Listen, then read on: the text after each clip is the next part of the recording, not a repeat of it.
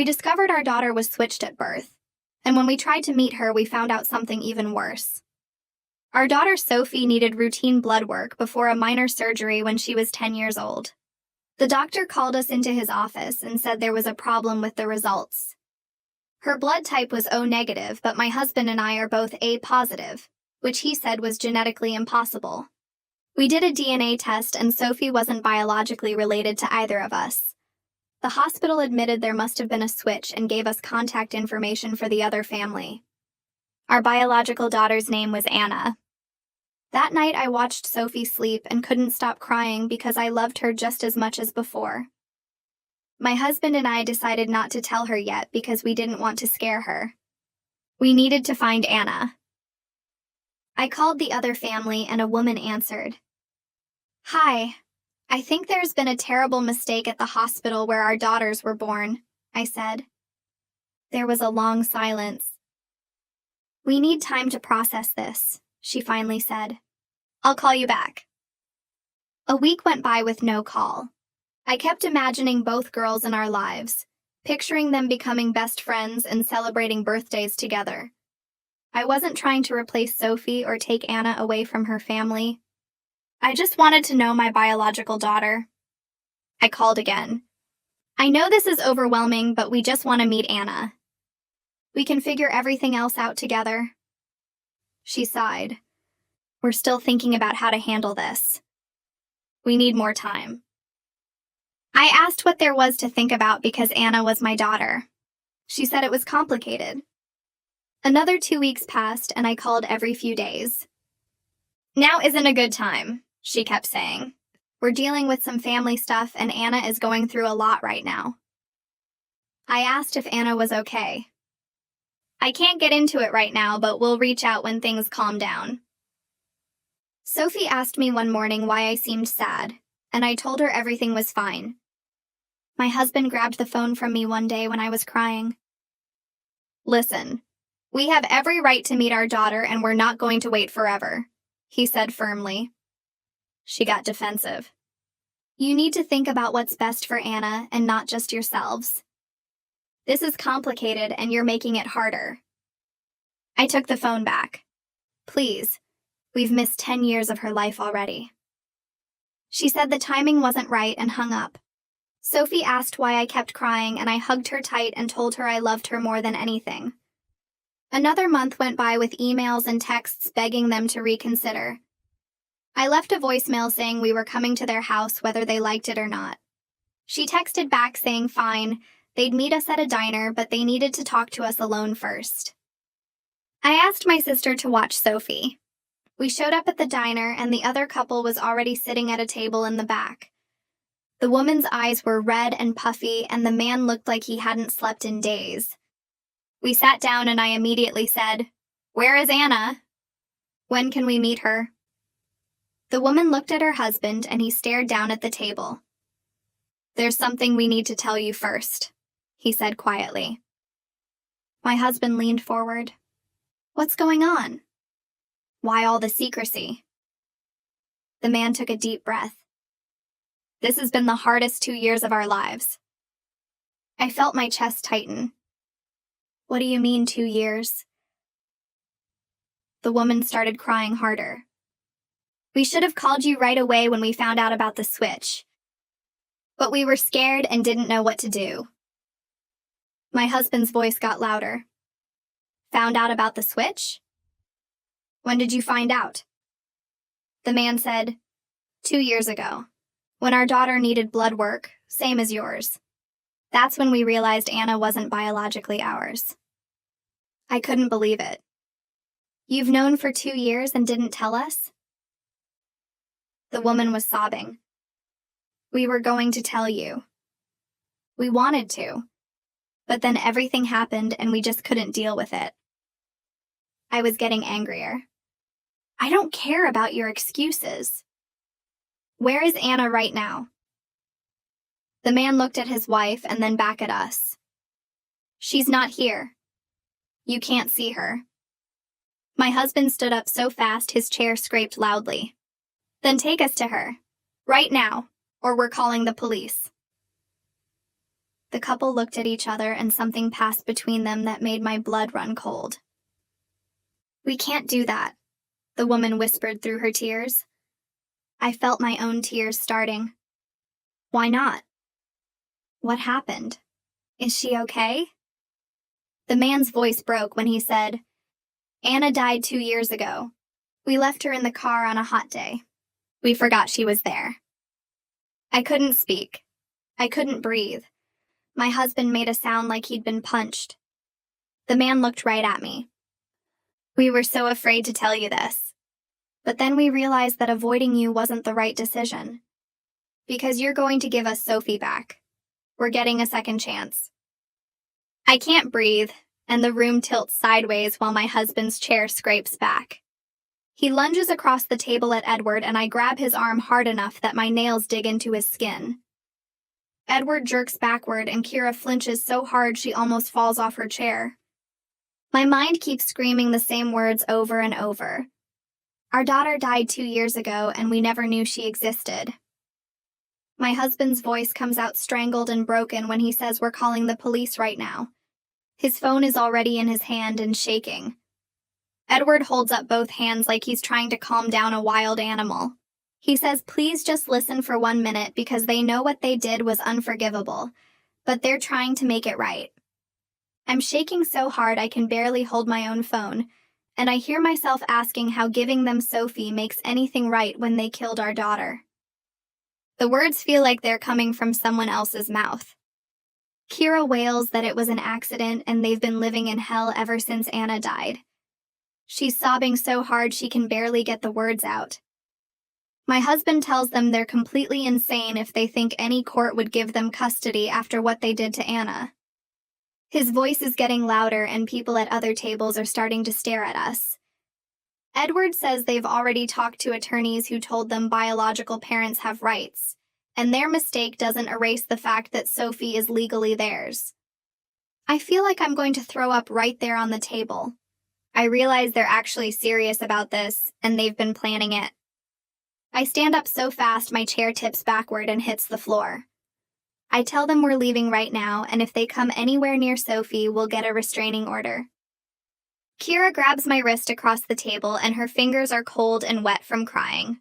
She begs me to understand they just want their daughter back, and they deserve a second chance after everything they've been through. My husband pulls me away from her, and we rush toward the exit while other customers stare at us. I can hear Kira still crying behind us, and Edward calling out that we'll be hearing from their attorney. We make it to our car in the parking lot, and I'm hyperventilating so bad I can't get my seatbelt on. My hands won't stop shaking, and I keep seeing Anna's face even though I never met her.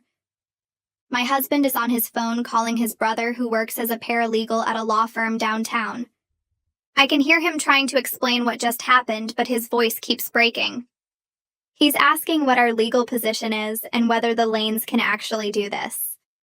His brother must be talking for a long time because my husband just sits there listening with his jaw getting tighter.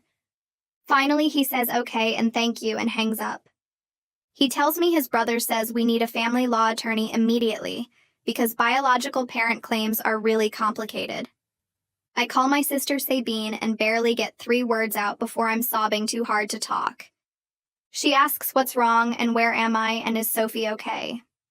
I manage to tell her Sophie's fine, but we need help right now. Sabine says she's coming to our house right now and she'll stay as long as we need her. She says Sophie can't see us like this, and we need to figure out what to do next. My husband is staring straight ahead through the windshield with his jaw clenched, so tight I can see the muscles jumping. I know he's imagining our biological daughter dying alone in a hot car while those people forgot about her. We drive home and neither of us says a single word because there's nothing to say that makes any sense. When we pull into our driveway, I see Sophie's bike lying on the front lawn where she left it this morning.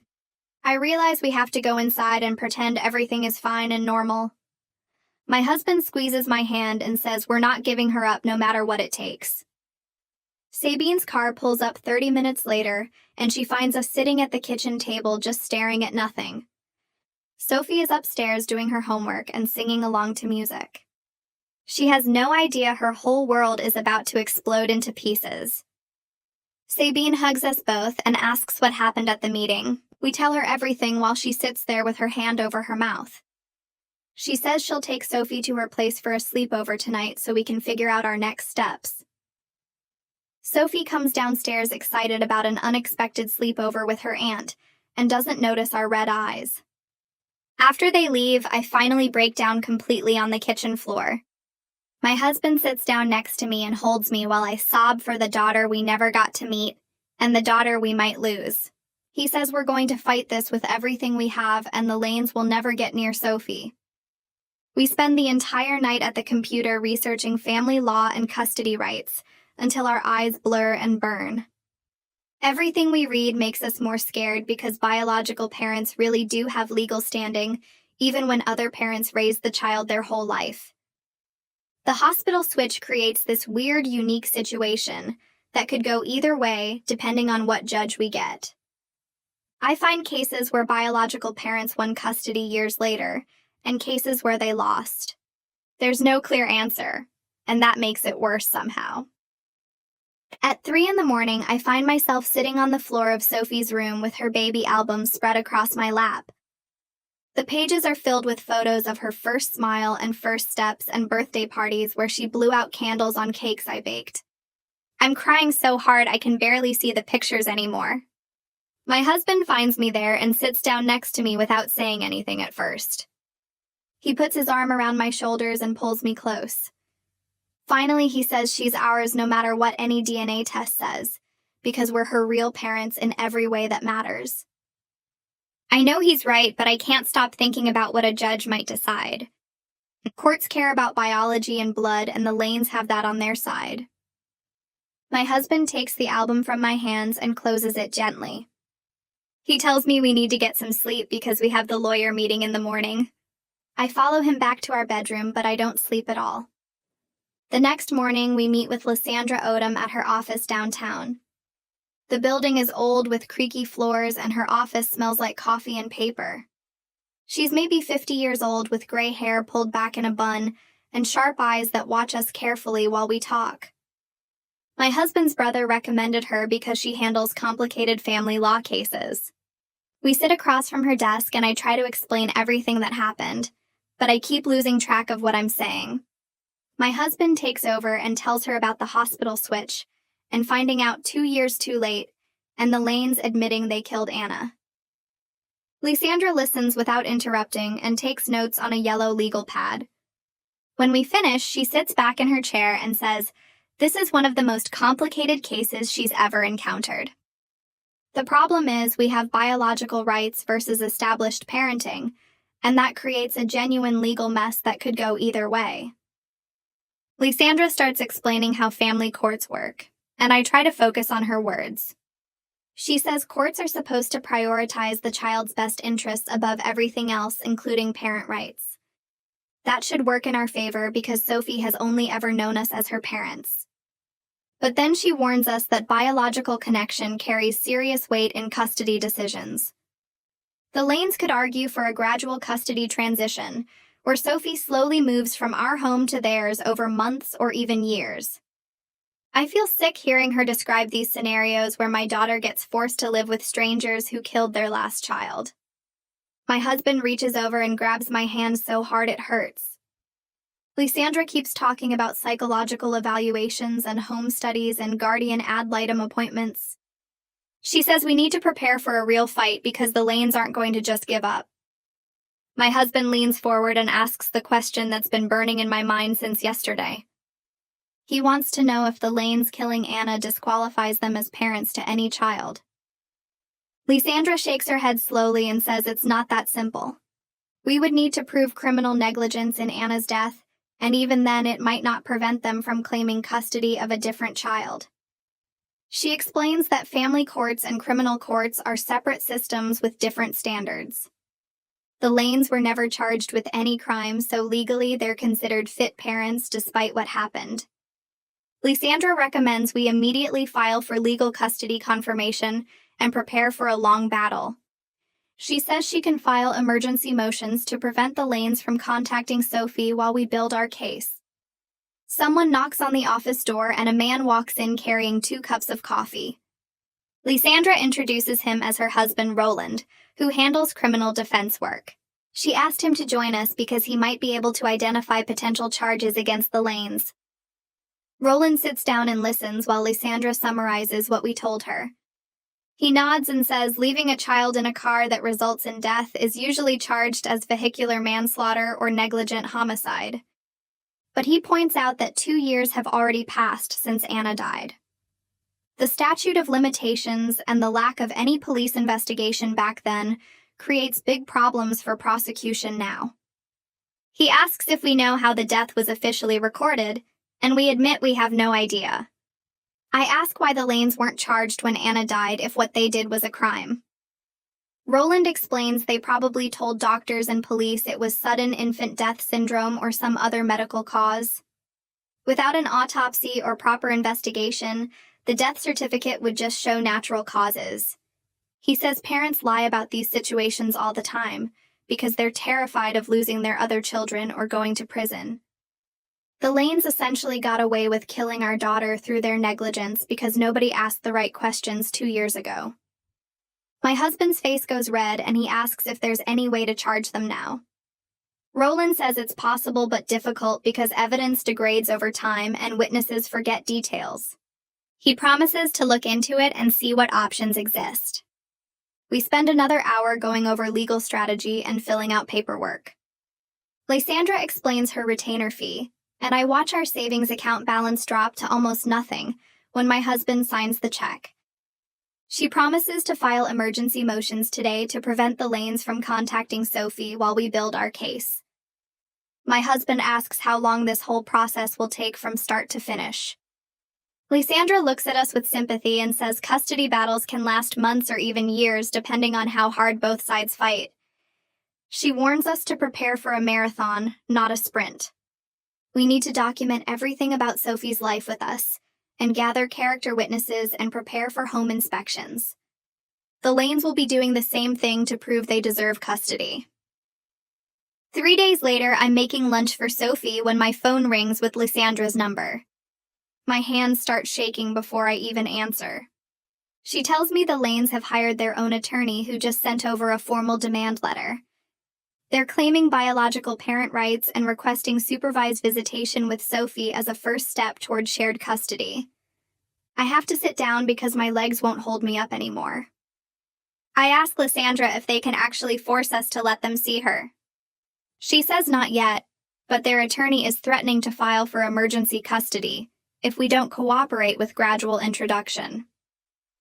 Lysandra already filed our counter motion arguing that Sophie's psychological well-being requires stability with her established family. A judge will decide which argument wins at a hearing scheduled for next week. That night after Sophie goes to bed, my husband and I argue in whispers in our bedroom.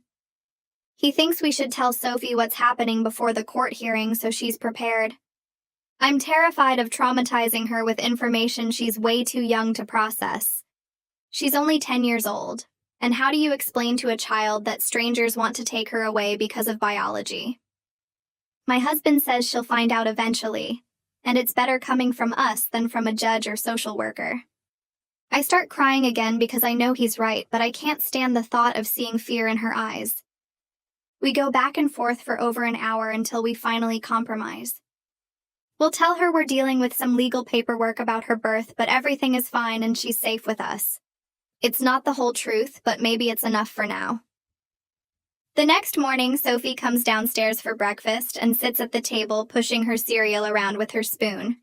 She looks at me with this worried expression and asks if all this legal stuff is about her blood type being different from ours. My stomach drops because I realize she's been thinking about that doctor's visit for weeks now and connecting dots we didn't want her to connect yet. I sit down next to her and take her hand and tell her the hospital made a mistake when she was born, but it doesn't change anything about our family. She nods slowly and says, okay, but I can see in her eyes she knows we're not telling her everything. She asks if everything is really fine, and I promise her it will be and give her a hug that lasts way too long. My husband watches from the doorway, and I know we're both thinking the same thing, that we can't keep this secret much longer. The week drags by with Sophie asking fewer questions but watching us more carefully. The night before the hearing, I can't sleep at all and end up on the couch with my laptop at 2 in the morning. I search for switched at birth custody cases and find dozens of stories about families discovering hospital mistakes years later. Most of them worked out some kind of shared custody arrangement or gradual transition that let both families stay involved in the kids' lives. The parents in those cases talked about honoring both the biological connection and the bonds formed through years of raising a child. But none of those cases involved one child dying because her parents forgot her in a hot car. None of them had parents trying to replace a dead daughter with the living one they never knew. I close my laptop and stare at the dark living room and wonder how we ended up in a situation with no good examples to follow. At the courthouse the next morning, my hands shake so badly I can barely sign in at the security desk. We meet Lysandra in the hallway outside the courtroom, and she goes over what to expect one more time. Then I see the Lanes walking toward us from the other end of the hall, and Kira looks worse than she did at the diner. Her face is pale and thin, and she has dark circles under her eyes like she hasn't slept in weeks. Edward walks next to her with his hand on her back, and they both avoid looking at us. We all file into the courtroom and sit on opposite sides like we're enemies instead of two families caught in the same nightmare. The judge comes in, and she's this stern-looking woman in her 60s with gray hair pulled back tight. She tells everyone to sit and starts reading through the case file while we all wait in silence. Lysandra stands up when the judge asks her to present our position. She talks about Sophie's stable home life with us, and how we've been her parents for 10 years, and how ripping her away from the only family she knows would traumatize her. Then she brings up the Lanes' history and says they were criminally negligent with Anna, and that history shows they're not fit to parent any child. The Lanes' attorney objects and says that's prejudicial and irrelevant to Sophie's custody. He argues that biological parents have fundamental rights, and the Lanes have shown remorse and gone through therapy. The judge listens to both sides without showing any reaction on her face. When the attorneys finish, she looks at all of us and says, "This is clearly a complicated situation that requires careful evaluation before any custody decisions are made." The judge orders a full custody evaluation that will include home studies of both families and psychological assessments of everyone involved, and interviews with Sophie. She says a court-appointed evaluator will spend the next 6 to 8 weeks gathering information to help determine what's truly in Sophie's best interest. Then she grants a temporary order that keeps Sophie with us during the evaluation, but requires us to cooperate fully with all the evaluation requirements. The Lanes' attorney stands up and asks about visitation rights during this time. The judge shakes her head and says no visitation until the evaluation is complete, and she's reviewed the findings. Kira makes this quiet sobbing sound, and Edward puts his arm around her shoulders. The judge bangs her gavel and says court is adjourned, and everyone starts gathering their things. Outside the courtroom, Lysandra explains that the custody evaluation will take 6 to 8 weeks, and the evaluator's report will basically determine what the judge decides. She says a psychologist named Marcella Price has been appointed to do the evaluation, and she'll contact us within a few days to schedule interviews and home visits.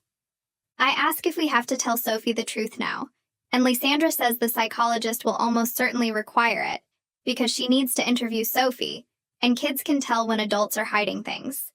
My husband asks how we're supposed to explain this to a 10-year-old, and Lysandra says Marcella will help us figure out the right way to do it. We drive home in silence, and I keep thinking about Sophie's face when we tell her that strangers want to take her away from us. 3 days later, we're sitting in Marcella Price's office, and she's nothing like I expected. She's warm and soft-spoken with kind eyes, and she starts by saying she knows how hard this situation is for everyone. She explains that her job is to understand Sophie's emotional needs and family bonds, and figure out what arrangement would be best for her development and happiness. She's not here to judge anyone or take sides, but to advocate for what Sophie needs. Then she says something that makes my chest tight. She tells us Sophie will need to know the truth about the hospital switch before Marcella can interview her properly, because children are incredibly perceptive, and they sense when adults are lying to them. If Sophie doesn't know what's happening, she won't be able to give honest answers about how she feels. I start crying, and Marcella hands me a tissue and says she'll help us plan how to tell Sophie in a way that won't traumatize her more than necessary. Marcella spends the next hour helping us figure out what to say and how to say it. She recommends we focus on the hospital mistake and emphasize how much we love Sophie while avoiding details about Anna's death at first. She says we should let Sophie ask questions and answer them honestly, but in age-appropriate ways. My husband and I practice the conversation over and over in her office until we can get through it without completely breaking down. Marcella schedules a time for us to tell Sophie on Saturday morning at our house, and she'll be there to provide support and help Sophie process her feelings. We drive home, and I feel sick knowing we have 3 days until we have to tell our daughter that her whole world is about to change. Saturday morning comes too fast, and Marcella arrives at our house at 10. Sophie is confused about why this nice lady is here, and why we're all sitting in the living room instead of watching cartoons. I take Sophie's hands in mine and tell her we need to talk about something important. My voice shakes when I explain that the hospital made a big mistake when she was born and accidentally switched her with another baby. I say that means we're not biologically related, but that doesn't change anything about how much we love her, or that we're her real parents. Sophie's face goes through this awful progression of confusion, and then disbelief, and then pure fear. She pulls her hands away and asks if this means we're not her real mom and dad. Her voice gets high and panicky, and I can see her trying to process what this means for her life. My husband reaches over and pulls Sophie into his lap and holds her tight.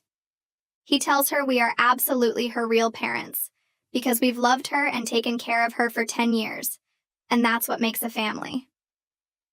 Sophie starts crying and asks about her biological parents and whether they want her back. I force myself to stay calm and tell her they would like to meet her someday, but right now all the adults are trying to figure out what's best for everyone. I don't tell her about the custody battle or the court hearings or the fact that they want to take her away from us. Marcella sits forward in her chair and asks Sophie in this gentle voice what she's feeling right now. Sophie says she's scared and confused, and she doesn't understand why this is happening. Sophie looks at me with tears running down her face and asks if she has to leave us and go live with these other people. I grab her hand and promise her that will never happen, and we're fighting to keep our family together no matter what. She asks if we promise, and I say yes, even though I know I can't actually promise that because it's up to a judge. Marcella asks Sophie how she feels about having biological parents she's never met, and Sophie says she doesn't want to meet them because we're her family, and she's scared everything is going to change. She asks why they want her if they didn't even raise her, and I don't have a good answer for that. Marcella tells Sophie it's okay to feel scared and confused and angry, and that all those feelings are normal. She says they're going to talk more in the coming weeks, and Sophie can ask any questions she wants. Sophie just cries harder and buries her face in my husband's chest, while I sit there feeling like the worst mother in the world for putting her through this. The next few days were awful because Sophie wouldn't let me out of her sight for more than a few minutes. She followed me from room to room and kept asking if we were still her real parents and if anyone could take her away from us. I told her over and over that we were her parents forever and nothing would change that, but I could see she didn't fully believe me. She started having nightmares and would wake up crying in the middle of the night asking if we were still there. My husband and I took turns sleeping in her room on the floor just so she'd feel safe enough to fall asleep. She barely touched her food at dinner, and her teacher called to say she seemed distracted and anxious at the school. Marcella came to our house twice that week to talk with Sophie alone in her bedroom, while my husband and I waited downstairs feeling helpless. After the second visit, Marcella told us Sophie was showing signs of anticipated grief, which meant she was already mourning the potential loss of us, even though nothing had happened yet. She said this was a normal response to feeling like her whole world might disappear, and we needed to keep reassuring her while also being honest about the situation. I asked how we could be honest without terrifying her more, and Marcella said we should focus on what we were doing to keep the family together, rather than all the ways it could fall apart. My husband called Lysandra the next day and asked if there was anything else we could do to strengthen our case. Lysandra said we should hire a private investigator to dig into the Lanes' background and find anything that might show they weren't fit to parent anyone. My husband agreed immediately and asked who she recommended. She gave us the name Duncan Reese and said he was a former police detective who specialized in family law cases and knew how to find information that could make or break custody battles. We called Duncan that afternoon and he came to our house the same evening. He was a big guy in his 50s with gray hair and this calm way of talking that made me feel like he'd seen everything before. He sat at our kitchen table with a notebook and asked us to tell him everything we knew about the Lanes. We explained about Anna's death and how they'd hidden it for 2 years, and now wanted Sophie as a replacement. Duncan wrote everything down and said he'd look into their employment history, financial stability, criminal records, and what their neighbors thought of them. He said people always left trails of who they really were, and he was good at finding those trails. My husband asked how long it would take, and Duncan said he'd have preliminary findings in about 2 weeks. Requested Reads is on Spotify now. Check out link in the description or comments. The waiting was terrible because every day felt like the Lanes might show up and try to take Sophie, or the court might suddenly rule in their favor. Sophie kept asking why we seemed worried, and I tried to act normal, but she could tell something was wrong. I took her to the park and made her favorite meals and helped with her homework like everything was fine. But inside I was counting down the days until Duncan called. 2 weeks later, my phone rang while I was making breakfast, and Duncan asked if we could meet at Lysandra's office that afternoon. My stomach dropped because I couldn't tell from his voice if he'd found good news or bad news. We got a babysitter for Sophie and drove to Lysandra's office building downtown. Duncan was already there when we arrived, and he had a thick file folder on the conference table. Lysandra closed the door and we all sat down while Duncan opened the folder and spread out papers in front of us. He said the Lanes were even more unstable than we'd thought, and he'd found evidence that would seriously hurt their custody claim. He showed us documents proving they'd moved 3 times in the past 2 years, each time leaving suddenly without much notice to landlords or neighbors. Kira had been hospitalized twice for psychiatric emergencies according to the hospital records he'd obtained through his contacts. Edward had lost his job 6 months ago after multiple warnings about missing work and erratic behavior. They were currently 3 months behind on rent and facing eviction from their current house. My husband leaned forward and asked if this meant they couldn't get custody, and Lysandra said it helped our case significantly, but we needed more. Duncan pulled out another stack of papers and said this was where it got really interesting. He'd managed to get copies of Kira's medical records from her psychiatrist through a legal loophole involving the custody case. The records showed she'd been prescribed antipsychotic medication after Anna's death to treat severe depression and delusions. Her psychiatrist's notes described how Kira would talk about Anna as if she were still alive, and insisted she could hear her daughter calling for her. The medication had helped for a while, but Kira stopped taking it about a year ago against medical advice. Her psychiatrist had tried to convince her to resume treatment, but Kira refused and stopped attending therapy sessions.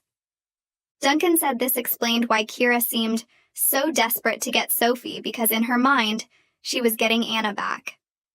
Edward's employment records showed he'd been fired for screaming at coworkers and leaving work in the middle of shifts without explanation. His former boss had noted in his file that Edward seemed to be having some kind of breakdown and recommended he seek professional help. I felt sick reading all this because these were the people who wanted to raise our daughter.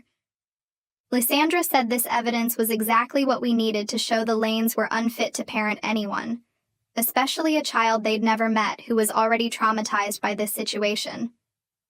But she warned us that grief-related mental illness might actually make the judge feel sympathetic toward them rather than disqualifying them as parents. Some judges believed that taking away parental rights because of mental health issues was discriminatory, unless we could prove their instability posed actual danger to Sophie. My husband got frustrated and said, wasn't it obvious they were dangerous if Kira was delusional and Edward was having violent outbursts? Lysandra said we needed to document specific incidents that showed they couldn't provide a safe environment, not just general instability. Duncan said he wasn't finished yet and pulled out more papers. He'd interviewed the Lanes' current neighbors, and 3 different people had filed complaints with CPS in the past year.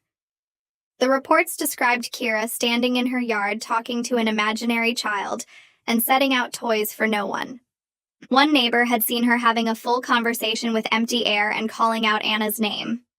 Another neighbor reported that Edward had screaming fits in the middle of the night and had threatened to fight another neighbor over a parking space. CPS had conducted welfare checks after each report, but closed the cases because there was no child in the home to be in danger.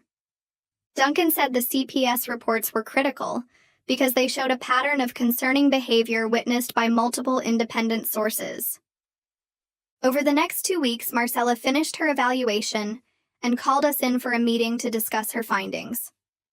We sat in her office while she reviewed her notes and said Sophie was a well-adjusted child with normal development for her age. Sophie had strong attachment to us and felt secure in our home and family structure.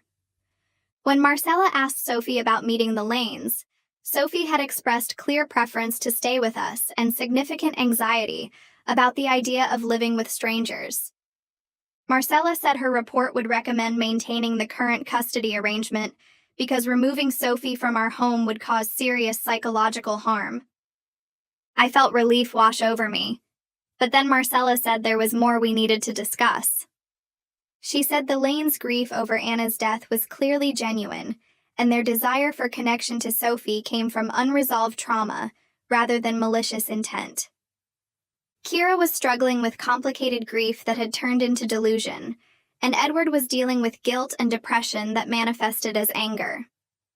Marcella had recommended in her report that the Lanes undergo intensive therapy before any contact with Sophie could be considered. Their attorney had agreed to the therapy requirement, but was still pushing for eventual visitation rights once the Lanes were more stable. My husband asked if that meant the judge might order us to let them see Sophie someday, and Marcella said it was possible depending on how the Lanes responded to treatment. 4 weeks into the whole evaluation process, Lysandra called and said the Lanes' attorney had requested a mediation session to discuss possible compromise solutions.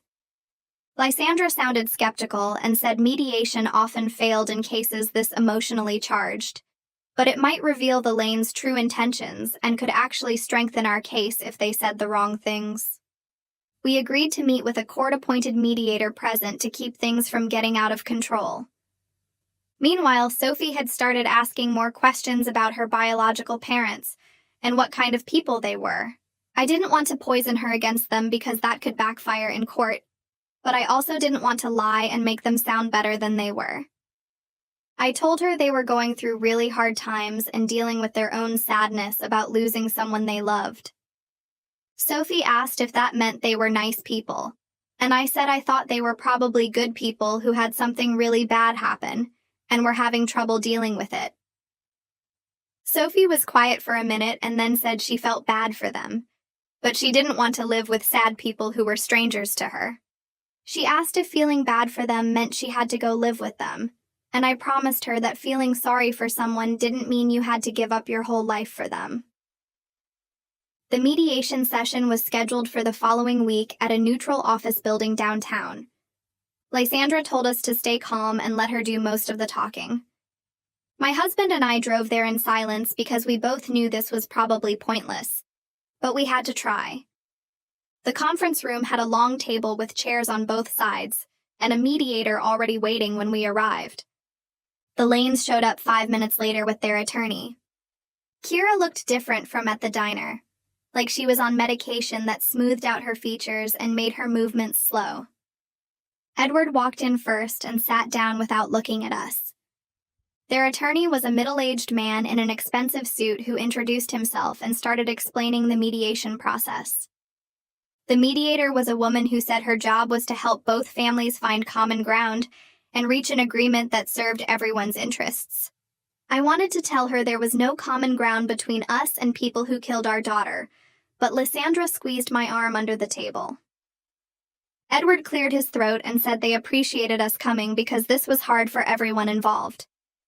He said they understood Sophie had lived with us her whole life, and they weren't trying to disrupt her world. Kira nodded along but didn't speak. Edward continued and said they just wanted to be part of Sophie's life as her biological parents. Maybe start with some supervised visits so everyone could get to know each other. Lysandra asked what specific arrangement they had in mind. Edward said maybe once a month at first, just a few hours with a social worker present, and then gradually increased to overnight stays after Sophie got comfortable. He said eventually they hoped to work toward shared custody, where Sophie spent time with both families. My husband's hand slammed on the table and he said absolutely not. Sophie was scared of them and forcing contact would hurt her. Kira started crying quietly and said they just wanted to know their daughter. I felt anger rising in my chest, and I leaned forward and asked them directly why they thought they deserved any access to Sophie after killing Anna through their carelessness. The room went completely silent. Edward's face changed and got hard while Kira sobbed louder. Their attorney objected and said Anna's death was a terrible accident that had nothing to do with Sophie's custody situation. The mediator tried to redirect the conversation, but I kept going. I said they left our daughter in a hot car and she died alone and scared, and now they wanted to take the child we raised. Edward's jaw clenched and Kira covered her face with her hands. My husband leaned forward and told them they didn't actually want Sophie. They wanted to replace Anna and make themselves feel better about what they did. Edward stood up so fast his chair scraped across the floor. He shouted that we stole 10 years with his biological daughter while he raised ours. Kira grabbed his arm and begged him to sit down, but he kept yelling. He said we had no idea what they'd been through and we were using Anna's death to keep Sophie from her real parents. The mediator stood up and called for a break before things got worse. Lysandra pulled us out into the hallway while the Lanes went the other direction. She said they just destroyed their own case by showing their real motivation was replacement instead of actual parenting concern. The mediator would report this whole exchange to the judge, and it proved our argument that contact would harm Sophie.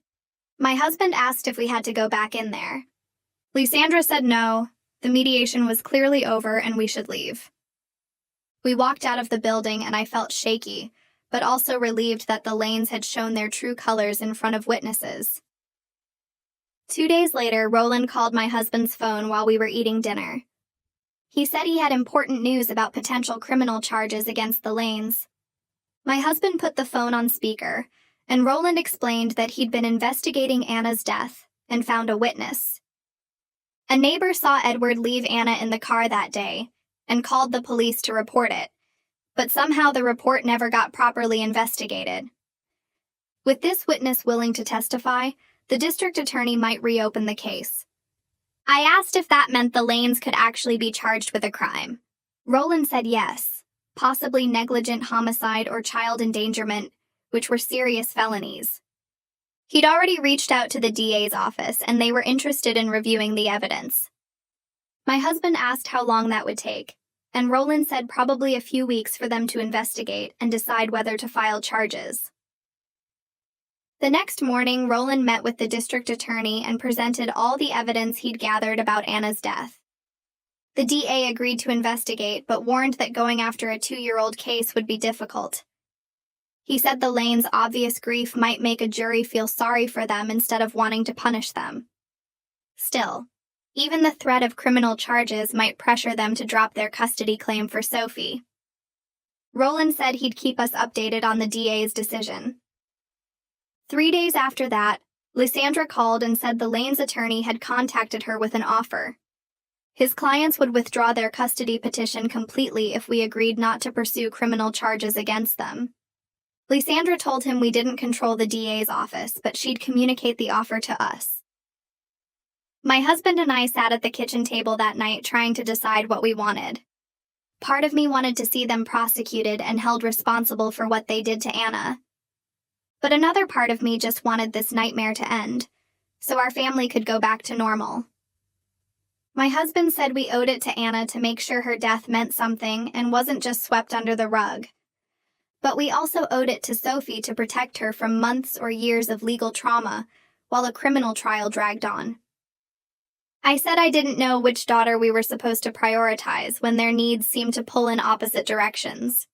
We went back and forth for hours without reaching a decision. The next day, we met with Marcella at her office, and she could tell something was wrong. She asked how Sophie was doing, and I admitted that Sophie's worry had gotten worse because she could sense our stress. Marcella said that was exactly what she'd been afraid of. She said Sophie's immediate mental health had to be our top priority right now. If the Lanes withdrew their custody claim, Sophie could start healing from all this disruption and fear. But if we pushed for prosecution, the trauma would stretch out for months or maybe years while the case went through the courts. Marcella said she understood our desire for justice, but we had to think about what Sophie needed most. I asked if that meant we should just let the Lanes get away with killing our daughter. Marcella said it wasn't about letting them get away with anything. It was about choosing which path would actually help Sophie versus which path would satisfy our own need for revenge. She said the Lanes would have to live with what they did for the rest of their lives regardless of whether they went to prison. My husband and I left her office feeling even more confused about what the right choice was. That night, my husband and I sat up late trying to decide what we owed to each daughter. I kept thinking about Anna dying alone in that car and how the Lanes never faced any punishment for it. But I also thought about Sophie crying herself to sleep because she could feel our stress. My husband said we should call Roland in the morning and tell him to move forward with supporting the DA's investigation. I agreed because maybe holding the Lanes accountable would help us process what happened to Anna. The next morning, I called Roland and explained our decision. He said he understood and would contact the DA's office right away. I told him we'd support prosecution, but couldn't actively participate if it meant dragging Sophie through months of trauma. Roland said the DA might proceed anyway, based on the witness testimony and evidence of the cover-up. 3 days later, Roland called back and said the DA was filing charges against the Lanes for negligent homicide and child endangerment. The grand jury had reviewed the evidence and issued an indictment. I felt this weird mix of relief and guilt, because part of me wanted them punished, but another part felt sick about it. My husband asked when the trial would happen, and Roland said probably 6 to 8 months because criminal cases take time to prepare. The indictment changed everything in our custody case almost overnight. Lysandra called the same day and said the Lanes' attorney had withdrawn from their custody petition completely. She said no lawyer wants to represent parents facing criminal charges for killing a child while they're simultaneously trying to gain custody of another child. The Lanes had also stopped all attempts to contact us or make demands about Sophie. Lysandra was already preparing paperwork to file for permanent custody confirmation and termination of the Lanes' parental rights based on their criminal conduct. She said judges almost never grant custody to parents facing felony charges related to child welfare. I asked if this meant we'd won, and Lysandra said we still needed the final court order, but yes, we were going to keep Sophie.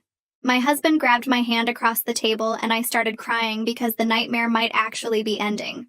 Over the next few weeks, I noticed my stress levels dropping, and apparently Sophie noticed too. She came into the kitchen one morning while I was making breakfast and asked if the legal problems were over. I told her we were making really good progress and she was safe with us forever. Sophie looked relieved, but then asked if she'd ever have to meet her biological parents. I sat down with her and said honestly, I didn't know what the future held, but right now she didn't have to worry about it. She asked if they were bad people, and I struggled with how to answer that. I finally said they made some really serious mistakes, and they were dealing with the consequences of those choices. Sophie seemed to accept that, and went back to eating her cereal. Later that day, she asked if she could invite friends over for a sleepover, and I realized she hadn't asked to have friends over in months, because she'd been too anxious.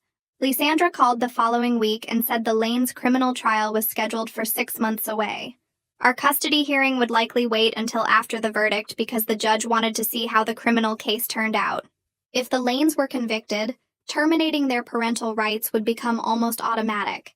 If they were somehow acquitted, We'd have to argue their fitness based on all the evidence Duncan had gathered about their mental health and instability. My husband asked what the chances were of them being acquitted, and Lysandra said slim to none given the witness testimony and their own admission during our mediation session. Still, we had to wait for the trial to play out before we could finalize Sophie's custody permanently.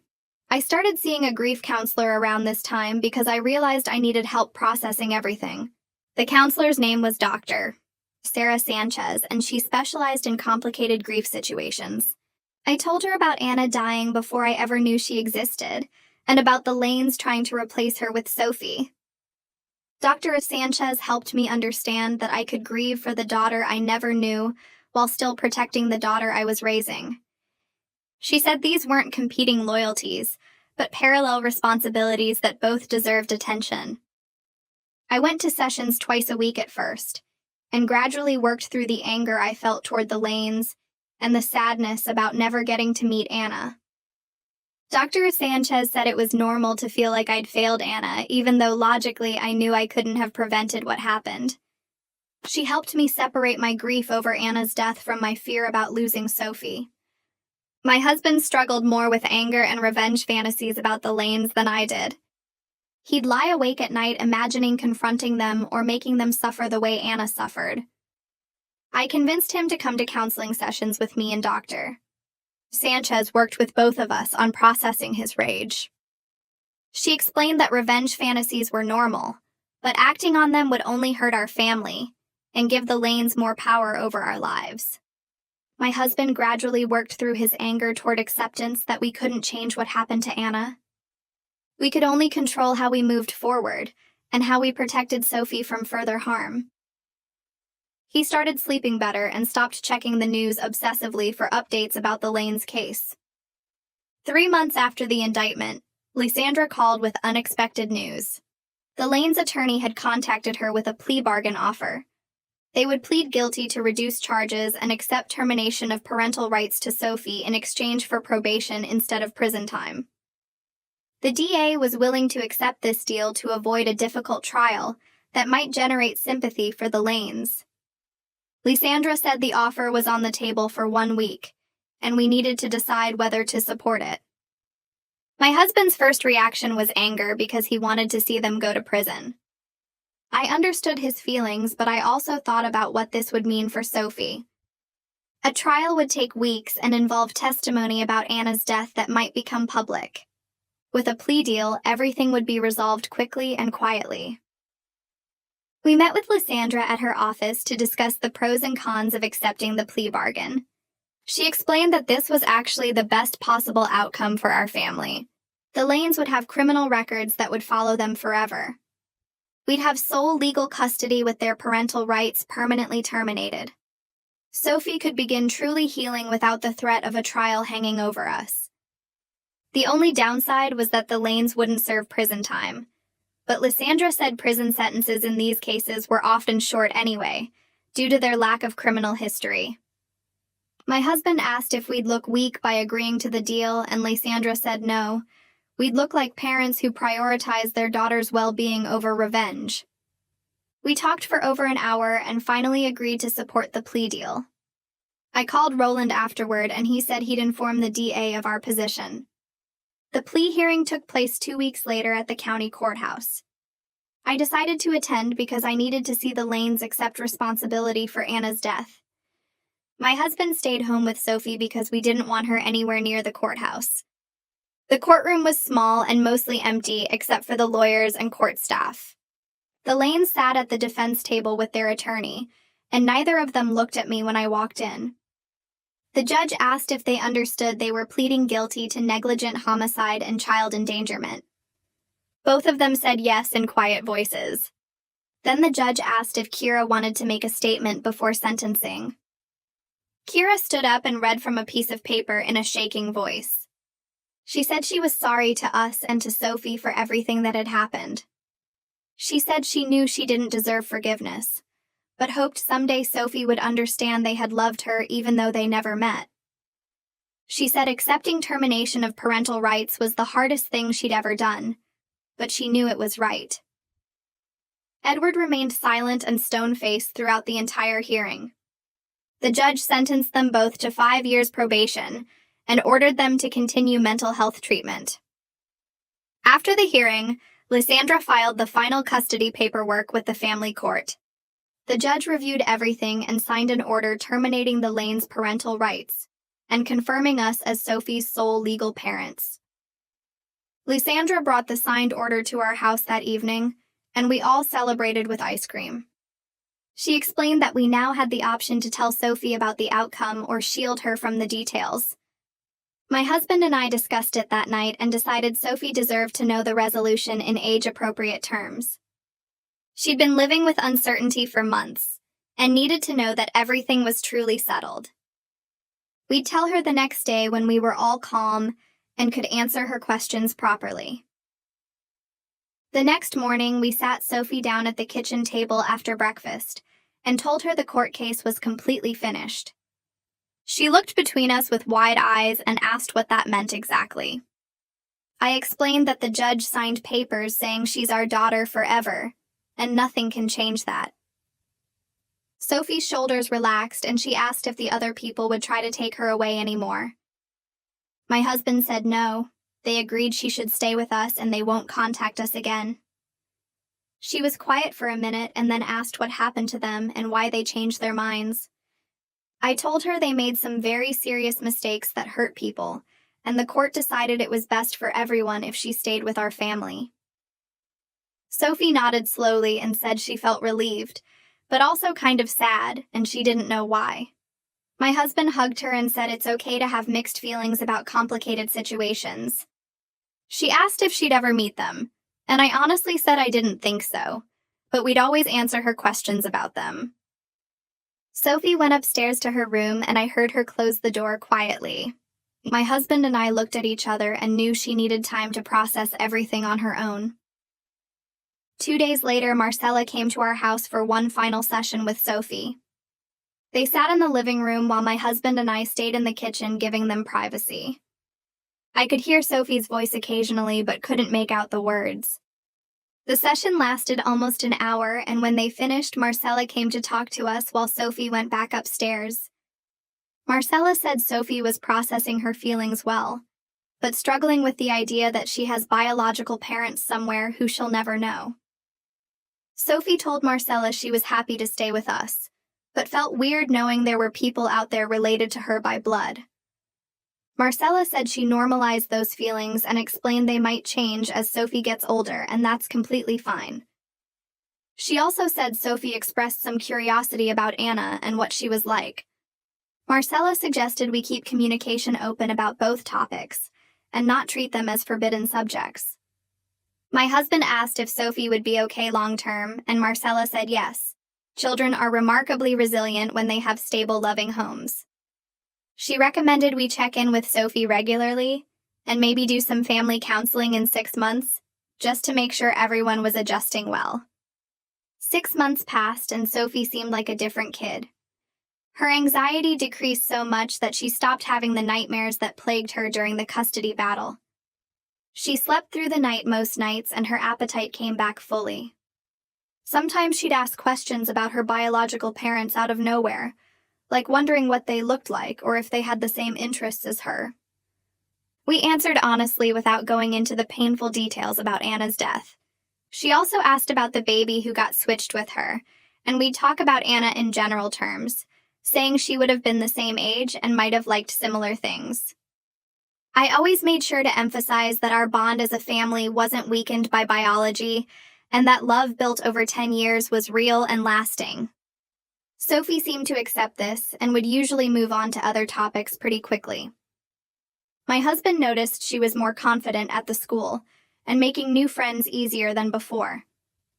Her teacher said Sophie participated more in class and seemed happier overall. I found myself thinking about Anna constantly during those months. Late at night, I'd lie awake wondering what she looked like and what her personality was like. My husband and I talked several times about visiting her grave, but every time we got close to deciding, we'd back away from the idea. It felt too painful to face the reality of her death in such a concrete way. One Saturday afternoon, we were working in the backyard, and my husband suggested we plant a tree in Anna's memory instead. I loved the idea immediately because it felt like creating something living and growing, rather than focusing on death. We went to the nursery and picked out a young maple tree with bright green leaves. That evening, we dug a hole in the corner of the yard where it would get good sunlight.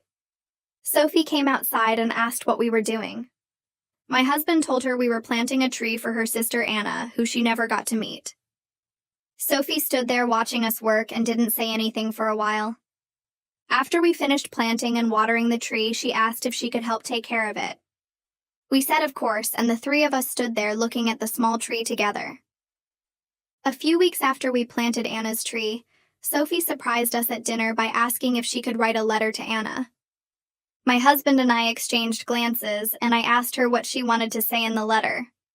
Sophie said she wanted to tell Anna about her life, and what they might have done together if things were different. I felt tears starting but held them back and said that was a beautiful idea.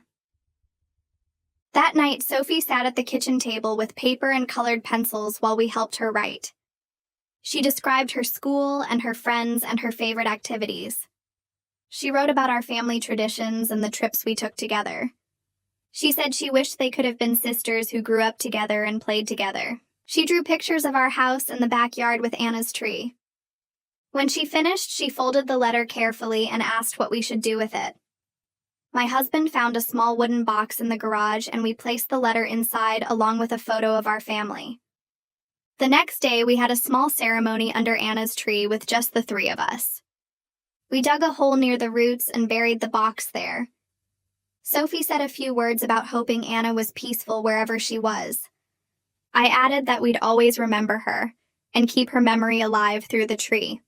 My husband said Anna would have loved having Sophie as a sister. A year after we first found out about the hospital switch, our family felt completely different from it had during those awful months of uncertainty. Sophie understood her complicated origin story and had processed it in a healthy way that didn't define her entire identity. She knew she was switched at birth and had biological parents she'd never meet, but she felt secure in our love and commitment. The three of us had learned that family is something you build through years of daily care, and not just something determined by genetic connection. We celebrated the anniversary quietly without making a big deal about it. Sophie seemed to barely remember the exact date, which told us she'd truly moved past the trauma. My husband and I felt grateful we'd fought so hard to keep our family together and made the right choices even when everything felt impossible. Around that same time, Lysandra called to tell us the Lanes had completed their probation successfully. She said they'd moved to another state to start over fresh somewhere new. Kira was apparently in intensive therapy working through her grief and guilt over Anna's death. Edward had found new employment, and they were trying to rebuild their lives separately from the tragedy that defined them for so long. Lysandra asked if we wanted their contact information in case Sophie ever wanted to reach out when she was older.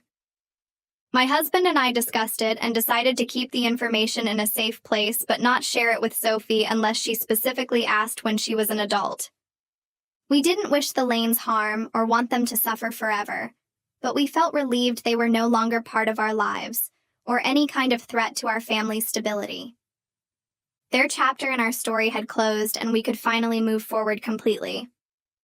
When Sophie started middle school that fall, she seemed to have fully integrated her origin story into her sense of self without letting it define who she was. She told a few close friends about being switched at birth, and they found it fascinating rather than weird or traumatic. One friend asked tons of questions about what it felt like to find out, and Sophie answered matter-of-factly without getting emotional. Her resilience amazed me and confirmed we'd made the right decisions throughout the entire crisis. She joined the school newspaper and wrote an essay about family that her teacher praised for its maturity. Sophie was thriving in ways that seemed impossible during those dark months of the custody battle. My husband and I decided to renew our wedding vows on our anniversary that year. We'd been married 15 years and wanted to mark the occasion in a meaningful way that included Sophie.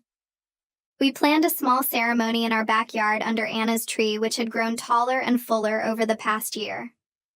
We invited just our closest family members and a few friends. During the ceremony, we exchanged promises not just to each other but to Sophie as well. My husband promised to always be her dad regardless of biology and to support her through every challenge life brought. I promised to love her unconditionally and help her grow into the person she was meant to be. Then Sophie read a poem she'd written herself about how love is stronger than DNA and family is built through shared experiences, not shared genetics. Everyone was crying by the time she finished, and I felt overwhelmed with gratitude for our family and everything we'd survived together. After the ceremony, we had cake, and Sophie ran around playing with her cousins like any normal, happy kid. I started volunteering with a support organization for families affected by hospital errors and switched at birth situations a few months after our vow renewal. Sharing our experience with other families going through similar crises helped give meaning to everything we'd endured. I talked to parents who were just discovering switches and helped them navigate the emotional and legal complexities. Some situations involved families who wanted to maintain relationships with both children, while others were more contentious like ours had been. My husband joined me in advocacy work focused on improving hospital identification procedures to prevent future switches. We testified at state legislative hearings about the need for better protocols and tracking systems. The work felt important and helped us channel our anger and grief into something constructive that might protect other families from going through what we experienced. Sophie came home from the school one afternoon about 6 months after our vow renewal and asked if she could do her 8th grade personal narrative project about being switched at birth. My husband and I sat down with her at the kitchen table to talk through what she felt comfortable sharing publicly. She explained that she wanted to write about how family bonds matter more than biology and how love can overcome really hard situations. We asked if she was sure she wanted classmates knowing such personal details about our family, and she said yes, that maybe it would help other kids who felt different or had complicated family stories. She spent 2 weeks working on the essay and showed us drafts as she refined her message about chosen family versus biological connection. Her teacher called me after reading the final version and said Sophie's maturity in handling such a complex topic was remarkable for someone her age. The essay earned top marks, and Sophie presented it to her class with confidence that made me incredibly proud. 2 years had passed since that horrible meeting at the diner when we learned about Anna's death and the Lane's custody demand. Our family had survived something that could have destroyed us, but instead we came out stronger and more connected. Sophie was thriving in the school with good friends and healthy relationships. My husband and I had processed our grief over Anna through continued counseling and found peace with loving a daughter we never got to meet. The legal paperwork sat in our filing cabinet as proof that no one could ever threaten our family again. We built a life that acknowledged our complicated history without letting it define our future. Sophie knew her origin story and had integrated it into her identity in healthy ways. Life handed us an impossible situation with loss and legal battles and grief, but we found our way through to the other side together. And that's today's wrap-up. I like when stories carry something you can actually take with you. If this one did that, I'm glad you stuck around.